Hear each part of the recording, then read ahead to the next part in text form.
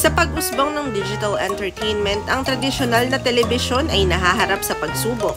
Isa sa mga pinaka-exciting na eksena sa local na television ngayon ay ang muling pagbabalik ng It's Showtime na kilala sa pagbibigay saya sa bawat tahanan.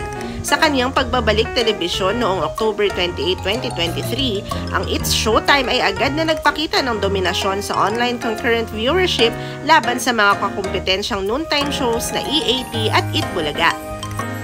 Based on data, ang It's Showtime ay nagtala ng kabuuang 111,000 concurrent viewers sa YouTube at Facebook na may lamang na 36,000 viewers kumpara sa 75,000 viewers ng EAT. Samantala, ang Itbulaga naman ay naiwan sa likod na mayroong hindi lumalampas na 3,000 live concurrent viewers sa bawat episode. Ang tagumpay na ito ng It's Showtime ay isang malaking hakbang pasulong patungo sa pagkamit ng mas mataas na posisyon sa industriya ng broadcast media sa bansa.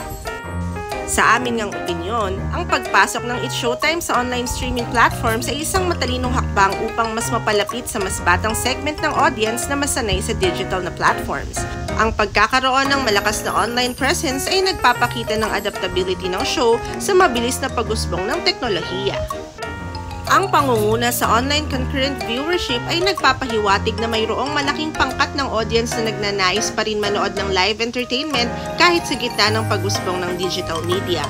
Gayun din, ito'y nagbibigay daan para sa It's Showtime na magkaroon ng mas mataas na engagement rate sa audience, lalo na sa mas bata at tech-savvy na demografiya.